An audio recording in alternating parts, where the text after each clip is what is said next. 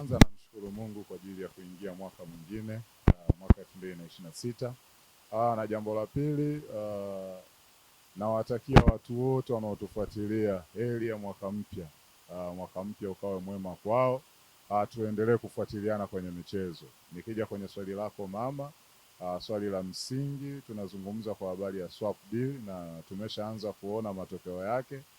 Dar es Salaam Yanga Afrika tayari wameshampata Damalo Kamara ambaye wamempa kandarasi kama Mtanzania ambaye anatoka timu ya Singida Black Star. Nikiangalia unajua kwa kupitia hii swap deal na kuna kitu nakiona, unajua kwenye jicho pana la kimichezo, kuna namna unakuwa unaona kuwa kuna sehemu kama hapajakaa sawa hivi. Kwa nini hapajakaa sawa? Kwa sababu inaenda kuathiri soka letu la Kitanzania. Kwa sababu unakuwa unapata wachezaji kutoka timu moja tu na timu moja ndo wanaweza kubadilishana wachezaji. Kwa hiyo unaanza kuona kuna kitu ambacho kinaendelea kwenye hizo timu, na hii inaweza ikapunguza ule ushindani kati ya watu wawili wanapokutana hapo baina ya timu moja. Lakini tunaona kwa nyakati tofauti klabu ya Simba nao wamekuwa ni timu wezeshi kwenda kuchukua pale. Tunamwona Jonathan Soa, lakini kwa kipindi kingine tunamwona Kevin Nation yupo Pamba Jiji. Unafikiri hii nayo uwezi kuangalia na kutengua kauli yako wa kusema kwamba hii swap deal ipo kwa upande mmoja? Unajua kabla ya Jonathan Soa kwenda Simba, kulikuwa kuna rumors za kuwa anaenda Yanga, na kabla ya huyo Nation anaenda Pamba kulikuwa kuna rumors pia anaenda Yanga dirisha dogo. Kwa hao wote wachezaji, na Soa ilikuwa anatakiwa aje kwenye dirisha kubwa na Nation ilikuwa anatakiwa aje kwenye dirisha dogo, lakini baadaye mambo akawa yameshindikana kutokana na maingizo mengine. Kwa hiyo Simba ni kama wamekuja baadaye hivi, lakini mwanzo kabisa hao wachezaji wote walikuwa wanatakiwa na Yanga. Nani anaenda kufaidika zaidi kati ya Singida Black Star au klabu ya Yanga? Ukiniuliza mimi nani anafanikiwa, mimi nitakwambia Yanga anaenda kufanikiwa, kwa sababu Yanga anaenda kupata wachezaji kwenye mahitaji yake muhimu. Tunaanza kuzungumza kwenye eneo ambalo Kamara anaenda kucheza. Yanga walikuwa wanahitaji mtu kwa sababu walikuwa na Duke Abuya. Andambwile alikuwa amefeli kwenye lile eneo, alikuwa acheze sawa sawa na vile ambavyo Alidi aliweza kupaacha pale, na alipokuja Balakonte bado alikuwa anaonekana hawezi kufiti sawa sawa na Alidi alivyopaacha. Kwa hiyo walikuwa wanamtafuta mtu ambaye ana kiwango kama cha Alidi au anaweza kumkaribia Alidi.